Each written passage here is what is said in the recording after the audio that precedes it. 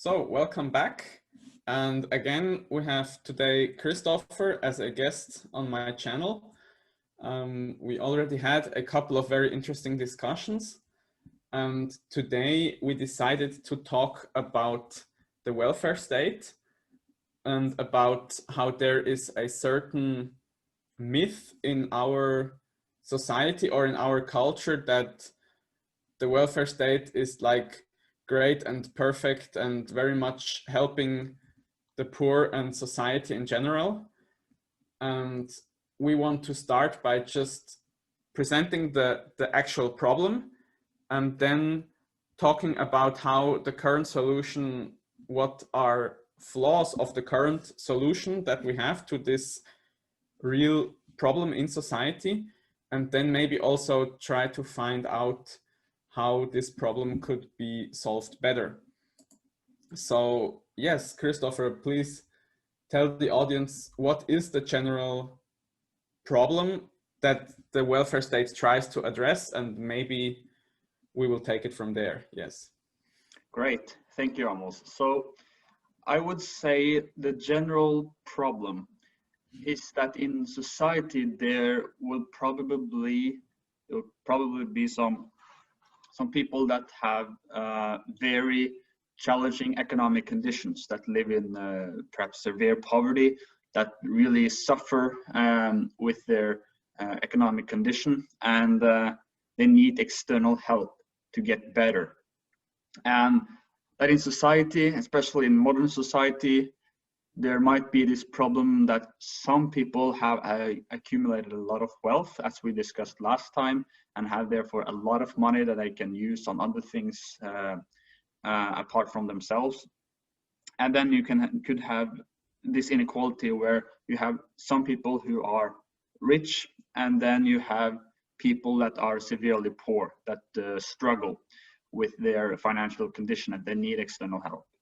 And the idea of the welfare state is that we need to take care of the poor and weak people in society. They cannot manage to sustain themselves sufficiently. They need external help from others. And we could say this is a fact of human society that's always been the case. There's always been poverty from the beginning of time. When it comes to mankind, there's always been people struggling significantly with their situation. So the welfare state is basically going to have a common system that will secure those individuals with sufficient money or some public services for free, so that they don't have to struggle that much with their own situation.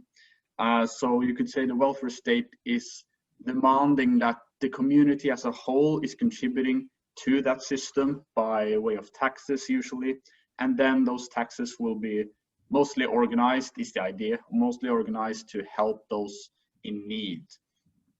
And so that's a general problem. And I think most people in society, whether they are left wing or right wing or anything in between, or maybe something completely different, I think most people would agree that there are people in severe poverty and that need help from others because they cannot manage to do it themselves and they need some sort of help. And the question is, or the debate is about how can we deal with it, but at least this is the general problem that most people would agree we need to address. Yes, I agree. And also I think the problem is that it can be very difficult to get out of a difficult situation. Like you can put yourself in circumstances that you don't have the means anymore to get out of, even if you change your mind and want to get out of.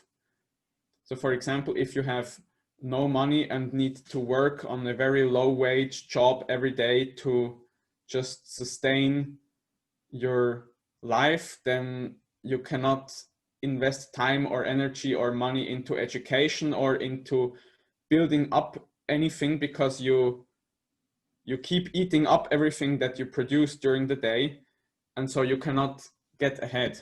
And so yes, I think this is a problem, and I think I would like to talk a little bit first about the approach that we use today to try to solve these problems, and maybe difficulties or inconsistencies or economic problems that are like built into the solution that we use today, and that's why the solution is not really very working very well.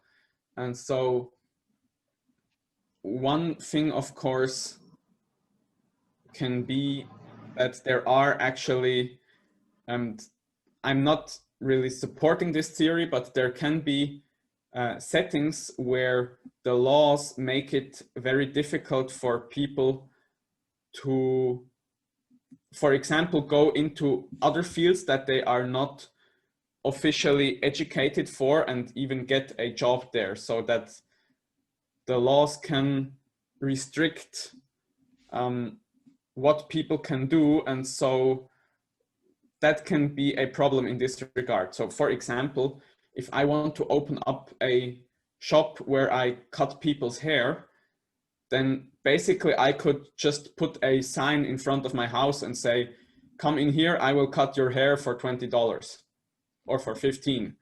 But there are a lot of laws that make this complicated. So for example, in some places you need a license that you are allowed to cut other people's hair, or you need a minimum minimum wage, and if you cannot provide this, then you are not allowed to maybe have your neighbor also work in your hairdresser shop. Or so these kind of laws can make it very difficult to adapt, because every little every job is kind of walled off to the outside to try to decrease the competition, so that I that have this license can then ask for a higher price.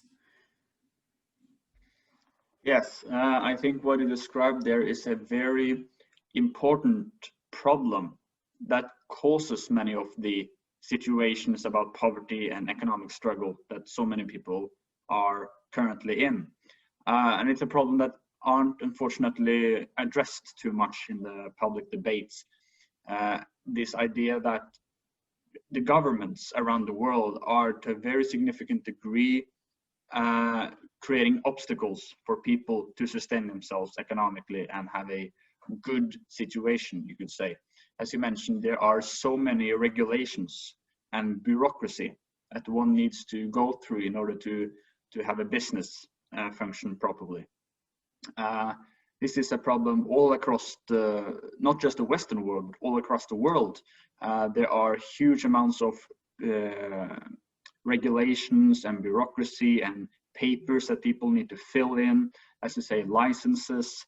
Perhaps you need to have all your physical resources or material when you're building a business. Maybe all those resources need to be classified a certain way. They need to be bought from a certain buyer, and this buyer needs to have certain criteria for being valid according to the state.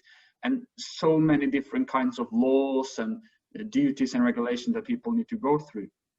And even in the United States, we see this phenomenon to an extreme degree. Many people seem to think that the United States is a very libertarian or free market country, but that's not really the case, because the bureaucracy there is so enormous and the regulations are so extreme. You have tens of thousands of pages with regulations in all kinds of industries, and it's very difficult for people to go through all that regulations in order to get ahead, especially people who are poor and who have little amount of time and effort.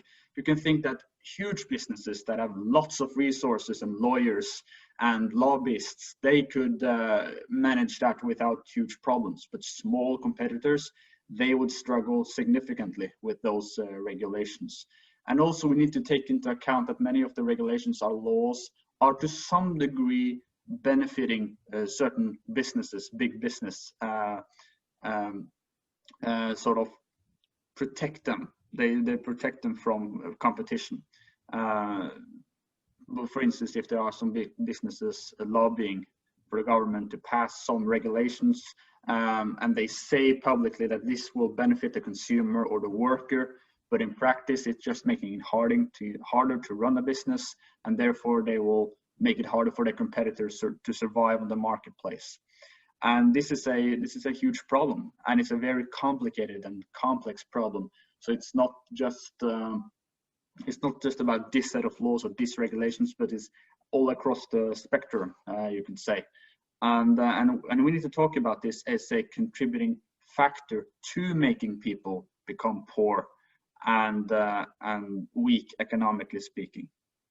Yes, yes. I think that's a very good start that we catched here, because we are like addressing the problem right at the root, or at one root. There are maybe more than one root, but it is true that if you make it difficult for people to work or to produce or to start doing something to get out of their situation, then this is the first big problem. And then, of course, you try to solve it, or many modern societies try to solve it by then using huge amount of tax monies and even more bureaucracies to deliver welfare checks or food stamps or public housing or public school this or help that, or to these people who cannot sustain themselves. But the first problem that at least has to be a part of the discussion is, why are there so many people that cannot sustain themselves, and how maybe also could we change it so that more people who want to sustain themselves also can. And I really think you made a good summary of this. In the one aspect, there are the laws and regulations that are just overwhelming, and a huge company with 100,000 employers, it can have 10 full-time lawyers that do nothing but read the regulation and decide how the company has to comply with them. But just a small family shop where 2 or 3 people are working cannot do that. They just can't.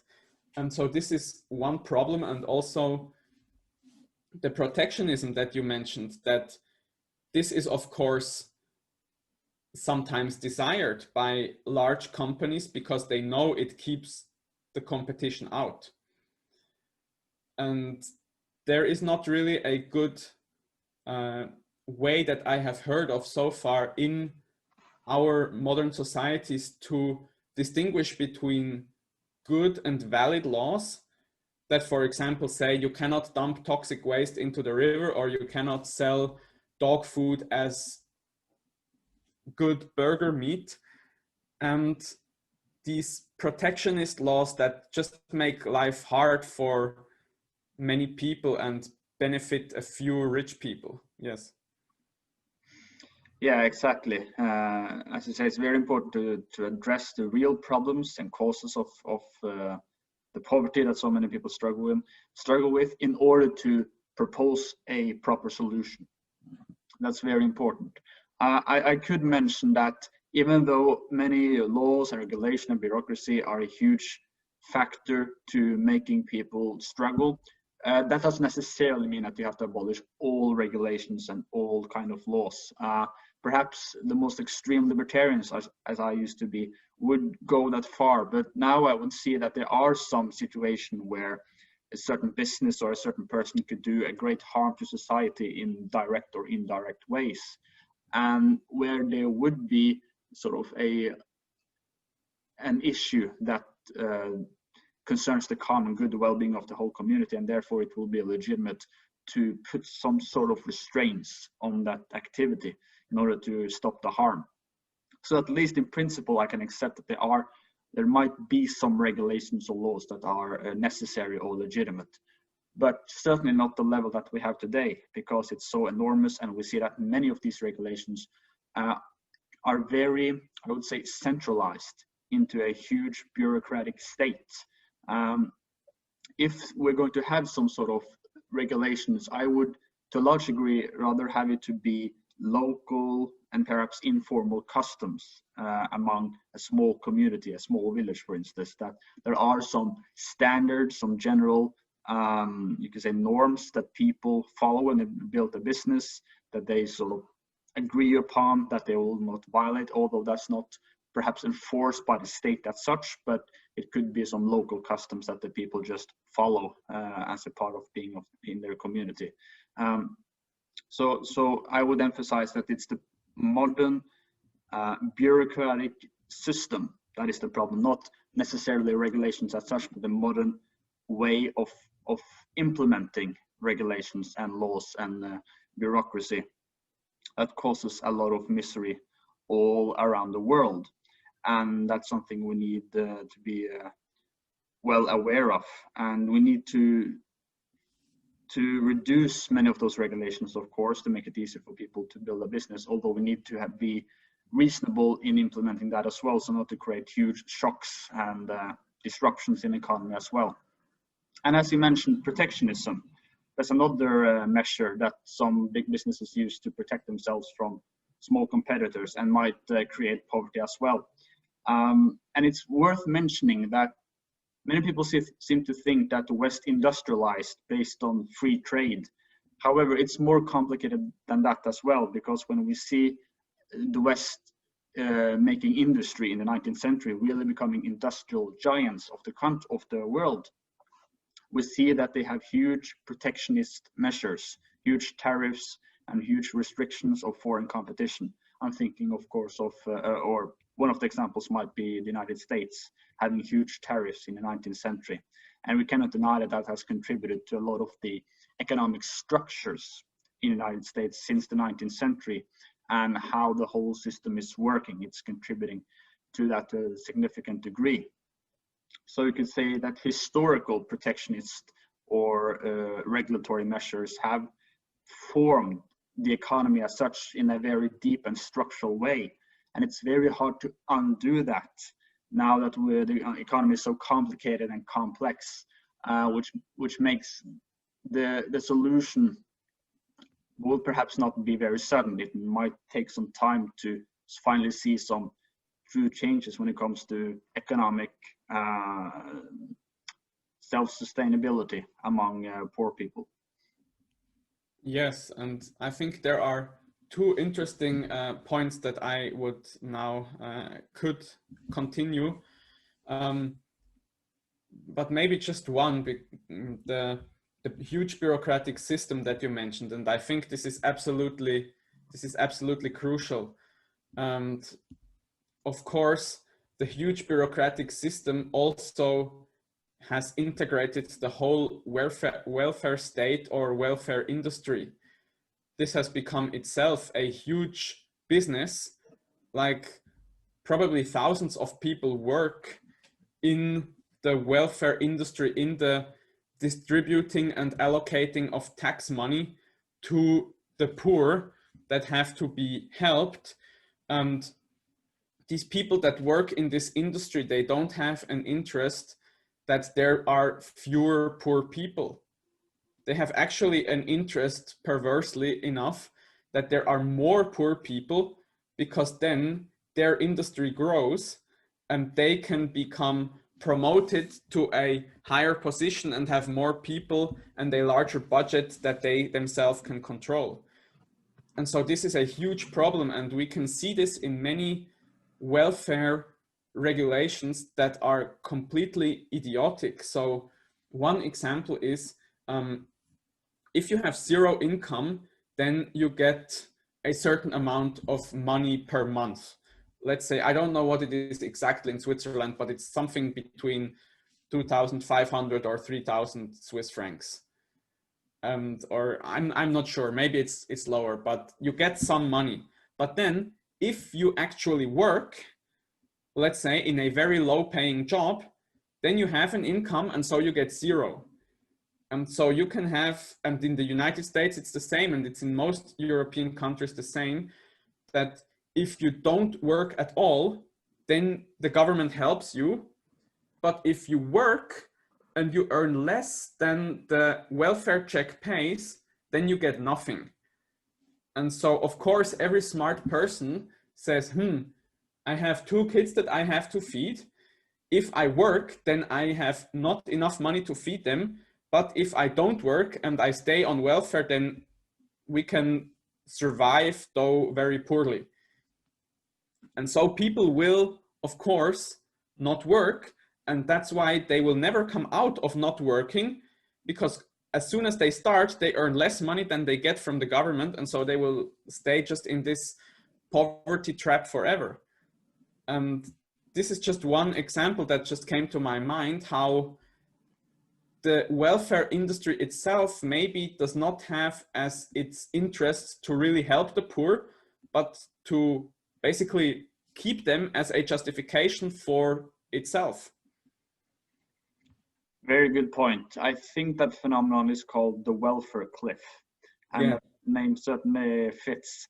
That if you are below a certain income, you get money from the government, but the moment you cross that and increase your income by a certain amount, then you lose so much support from the government that you're actually losing money in total. Hence creating this very problematic cycle of being on welfare and not being able to get out of it. And that's also a problem that the famous economist Milton Friedman, the Chicago School economist, very famous in the 70s and 80s, also pointed out. And that's a very important problem that needs to be addressed far more than it is today.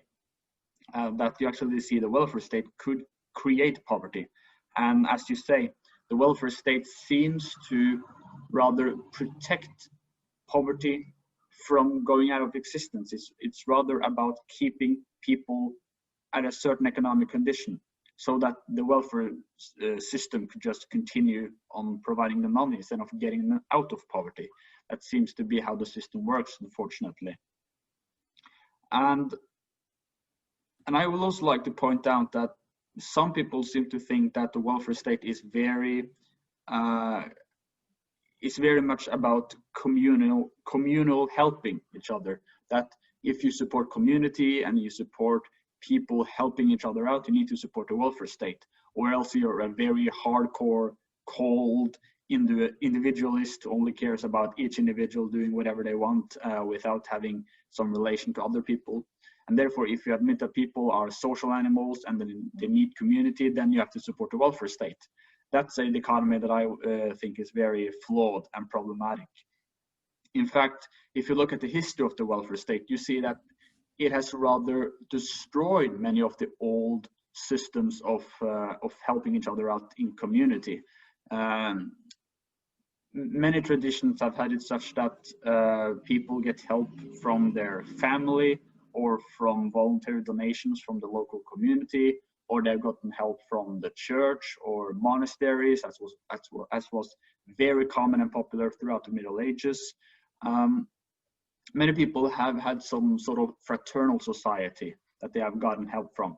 For instance, in the late 19th and early 20th century, in the Great Western countries, I think United States, Great Britain, Australia, you had these massive numbers of mutual aid societies where small groups of people voluntarily created and formed small communities or voluntary societies where they contributed a little bit of money each month. And then if some of the members became sick or lost a job or had some difficulty, then they would get help from that small society. And I think about 1/3 of Americans became members of such a society around the early 20th century, and it was very popular. But many of those fraternal or mutual aid societies, they got squeezed out by the welfare state. The welfare state sort of replaced them and created this atmosphere that, oh, you don't need to take care of your fellow men in community and have this sort of social bond. You could just get money from this anonymous, faceless, centralized bureaucratic state instead. So instead of having a bond to your fellow human beings in your neighborhood, in your family, in your local village, etc., or the fraternal society or the church, now your only true relationship is to a paycheck you get from a bureaucratic office that is living far away from you. So I think it's worth mentioning that the welfare state is creating indeed a very cold and humanless, if you could say that, atmosphere, where each individual is isolated from his community and rather having this artificial, cold and faceless relationship with this foreign, bureaucratic, mechanistic state. That's how I would see the welfare state working. So it is by no means the case that you need to support the welfare state in order to support communal life and people having social relations and bonds with each other. Yes, yes, wonderful. I really agree with this point that you made here, and I think it's very important because, and it's also important for people who want to justify less regulations and more freedom in society, and maybe a more tending libertarian or classical liberal philosophy of how society should be organized, that this is not a sign that you are a cold-hearted person that doesn't care if people die in the street to the left and to the right of you. In fact, it's really quite the opposite. And I think this point is very much missing in the discussion, that for me, it is much more kind-hearted to your fellow man if you try to help them get back on their own feet as good and as fast as possible, and get into a situation where they can progress through life now again on their own, so that they have a job that they are working in, and maybe they can improve at their skills in this job and then get into a better position and earn more money or get more responsibility and to have a perspective again. And I think this is far more humane and beneficial than to just keep feeding people and keep them independent of you, and that they have to come back every month and never can improve their standing. And so I think this is absolutely a crucial point to make in this discussion, and that really our way of helping people, no matter how it is structured, should be structured to help them as fast as possible to get back on their own feet and have their own autonomy in life, and also the feeling that comes with it, that you can provide for yourself and you're not dependent on other people. So I think this is a very important point. And also the fact that you mentioned that the earlier solutions of how society did help each other were squeezed out by the welfare state, I think is very important, because there are two things that can be addressed here. The first is, many people say without the welfare state, there would just be like brutal, cutthroat, dog eats dog capitalism, and nobody would help anybody else, which is absolutely not true, because before there was a welfare state, people had many different organizations for helping each other. And these organizations also had a very good advantage over the current huge bureaucratic anonymous system, because they were localized and because they were adapted to just like smaller communities where people knew each other more and there was more actual interaction.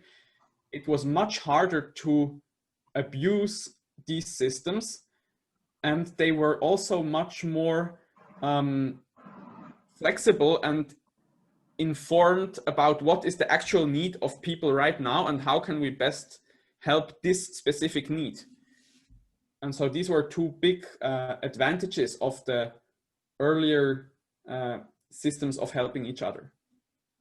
Exactly. And I could begin mentioning that, of course, there will be some people who are dependent on other people their entire life, and that just the way it is. For instance, people who are mentally handicapped, you could say, or have some very problematic disease that they are stuck with for the rest of their life, they always need some sort of dependency. Or elderly people who are having mental problems that need to be taken care of by a nursing home, for instance. So some people must be taken care of their entire life.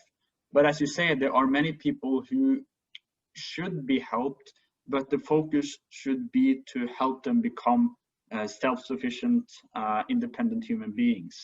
And I also think a huge advantage with having welfare become more personal and intimate and integrated into local communities, like the family, the neighborhood, the local church, the local people, instead of having this huge bureaucracy, is that when you receive help from these people, you sort of look them into the eye, to put it that way. It's an intimate relationship where you know that, okay, now I'm receiving resources and money from this particular person, or this particular family member whom I know personally, or this particular neighbor. And I know this is his money, this is him personally helping me out.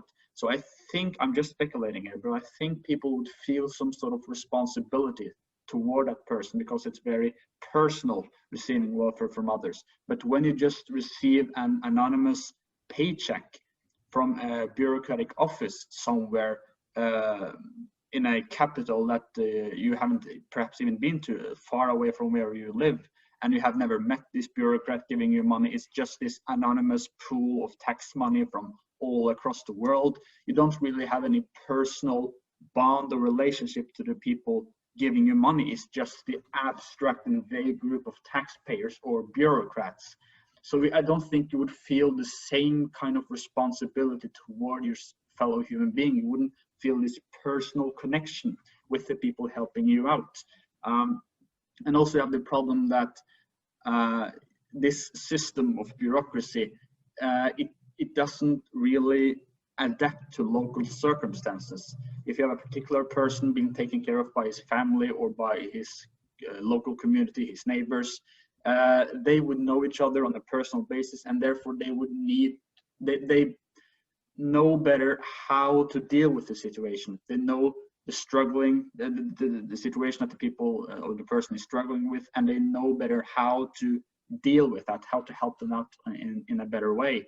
But a bureaucrat living miles away from where you live, who has never met you, who doesn't even care about your name or who you are or anything like that, he couldn't or she couldn't care less about your circumstance and how to adapt the situation to help you in the best way.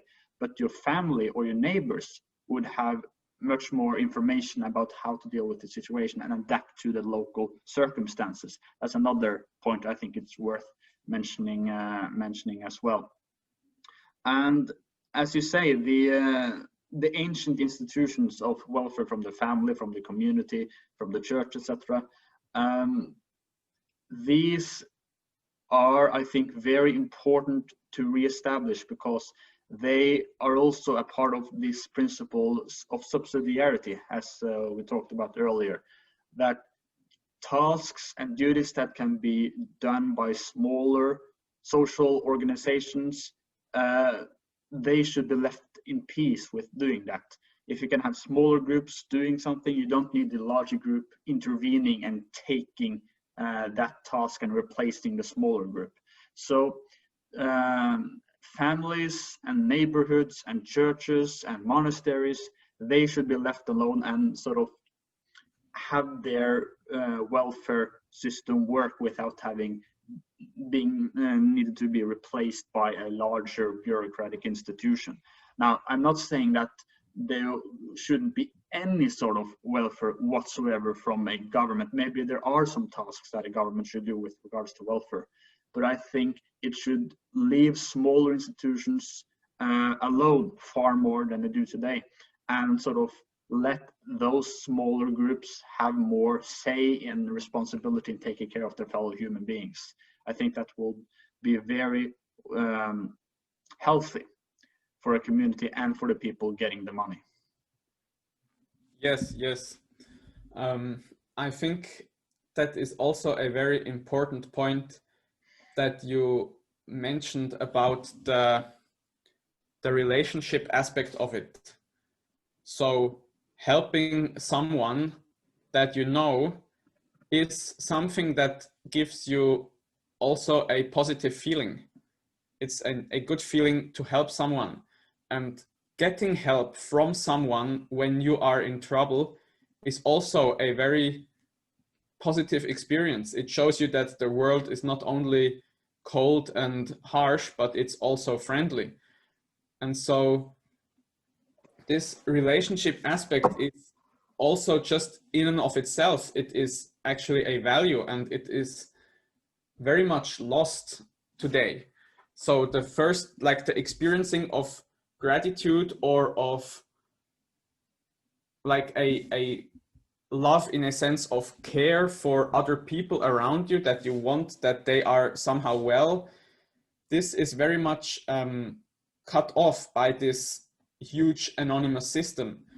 And on the other hand, you also mentioned the feeling of responsibility, which is cut off. So if I am living here and I need help of my neighbor because or of my 5 neighbors, because I have a really hard problem, maybe my house just burned down, then I will be conscious that every help they give me, it costs them something. And so I will also have an incentive just from the social environment to come back on my feet, because I don't want to just lay on the pocket of my neighbors forever, because I know this is an additional burden for them. Like they have to do everything they do normally plus help me. But if there is just some anonymous machine where I can type in my name and my address and my some data, and then out comes money that I can use, then I don't have this feeling of responsibility, because I don't see all the taxpayers that are paying in there. And so, and also I don't feel that much gratitude. I just feel like this is just a fact of nature, that I can use this weird machine and money comes out, and so I will just use it. And even if it stops working, then I will be angry at it. So we have a lot of things that get lost. We have on the one part the gratitude towards who helps you gets lost. The feeling that this money doesn't come from nowhere, but other people are paying this gets lost. The feeling of joy or good feeling of helping someone gets lost. And people just basically they curse when they have to fill out their taxes, and a lot of their money gets taken away. Then so it really makes many things more problematic, I think. And also, yes, I think this was one main point that I really agreed. And I was also thinking, there is this notion of tough love, which means sometimes you have to kind of push someone or give them a kick in the behind so they get out and start doing something again. And this is also, I think, much more in an interaction where you actually know the other person. Then you can see also some people might need encouragement. Some people might need just a little material help. And some people might need like a kick in the behind, like go do something and stop sitting around and crying about yourself all day long. And as you said, a bureaucrat that is on the other side of the country, he doesn't know what this specific person needs. And also he doesn't really care, because he is like it's just his job to distribute the money or to fill out all the balances. And then when he did his job, he goes home and that's it. So I really think that some localized or differentiated solution in this sense would solve many of the problems that we see today with the welfare system. Yes, and when I hear left-wing activists and politicians, socialists, for instance, promoting huge welfare systems, and they do so in the name of helping each other out and taking care of each other, community help, etc. I think that's a little disappointing, because it makes it sound like, oh, we have a community where people voluntarily help each other and have mutual aid and all that kind of stuff.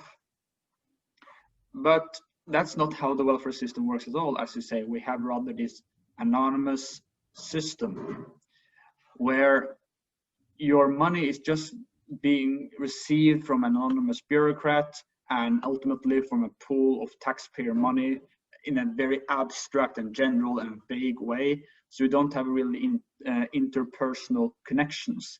So the language that many of the supporters of the welfare state is using is very, very misleading. And it's rather ironic, because the welfare state is actually weakening communal responsibility.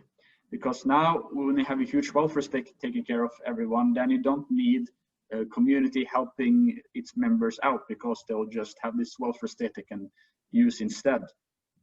And it totally neglects the fact that we human beings, we are persons. And when you receive help, you're not receiving help from a bureaucratic system as if that lives on its own. No, you're receiving help from a particular human being. And the welfare state neglects that, because it treats each human being as just people to tax and then people to give money from a bureaucratic office. And I would imagine, if I ask people, would you rather give money, a small sum of money, to an anonymous, bureaucratic, centralized tax institution who will redistribute and probably waste a lot of the money on the way, and then give some anonymously as checks to people they don't care about?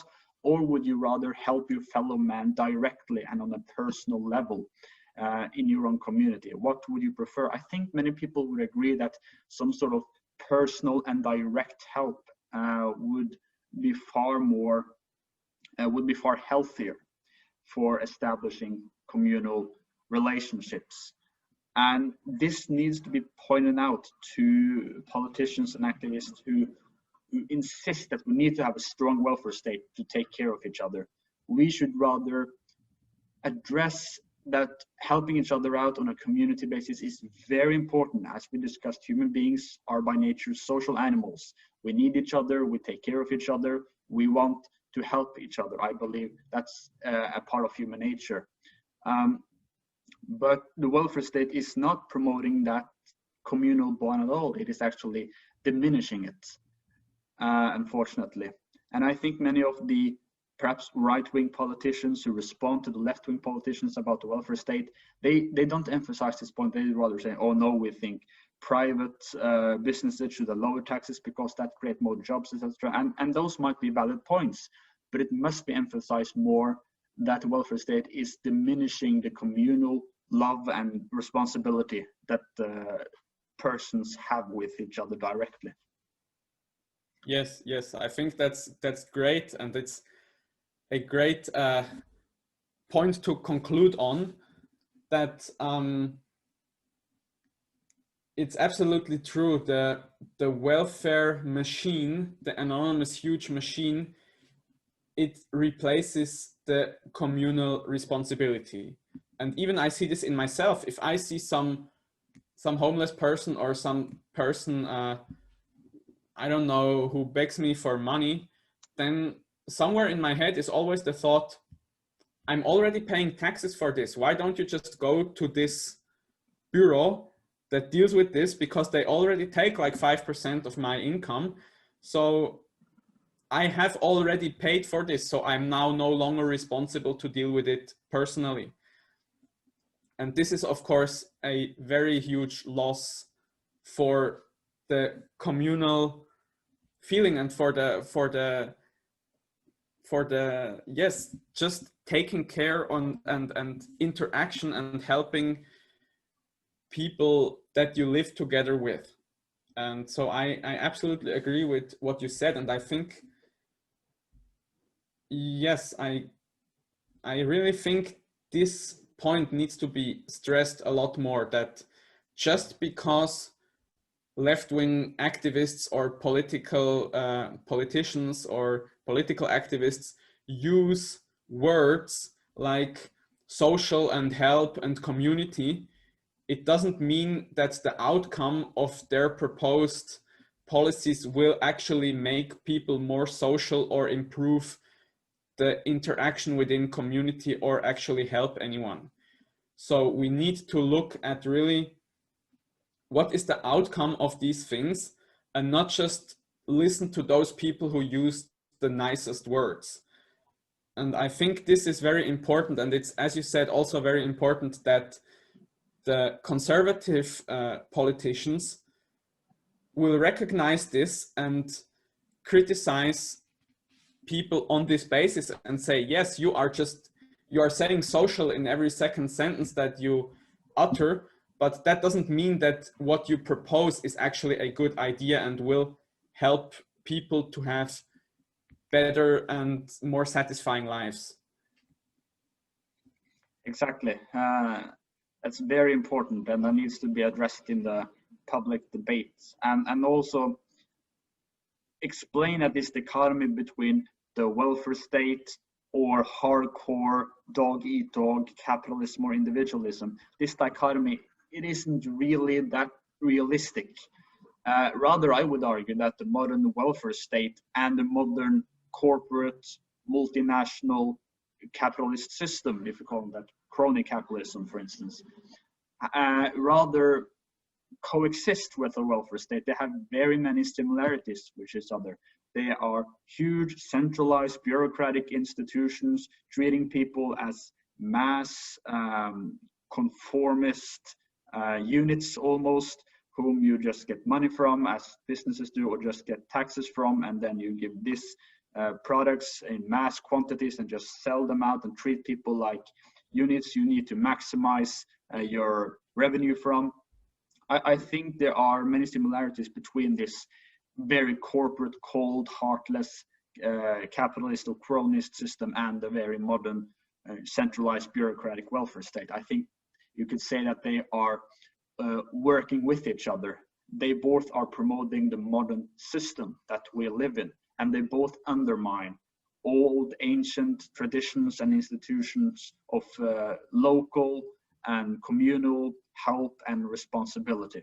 So I would rather say, if you are going to have an economy, that is the economy, to have ancient traditions and institutions and local systems, subsidiarity, and helping each other and helping people to get on their own foot, versus the modern cronist, corrupt corporate and welfarist system. Yes, I agree. I think this dichotomy would be much more useful to put against each other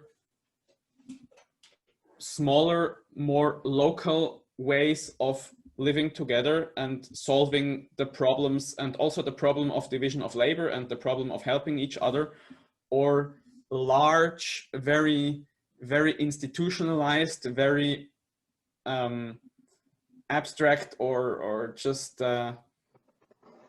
yes, as you said, large structures that basically treat people like units, like that you can extract work or put in medicine, or take out capital or put in capital, and just like this way of approach to organizing human interaction. I think you are absolutely right in this, and I also see that the large corporate system couldn't exist without the large welfare system, and vice versa.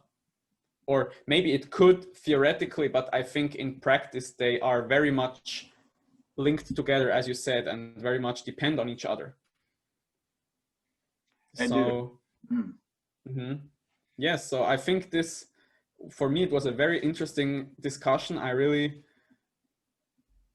Yes, I think we took an interesting route through it, and it also made my thoughts about it again a little bit more precise. So I really enjoyed it. I did as well. So very fascinating and enlightening. And and thinking about these issues, and also thinking about the situation in new ways, because as I said, there are many people who seem to think that it's welfare state versus hardcore individualism, but we can actually argue that it is different. So I think this discussion has been very interesting in that regard. Yes, I agree. So of course, we are also interested what the viewers think. So if you thought something or agreed or disagreed strongly with something that we said in this episode, then please write it in the comments. We would be interested to hear. And yes, then I think I thank you for this interesting conversation, and hopefully we will repeat it soon. Yes, I hope so myself. So great. So take care and see you later. Yes, bye-bye.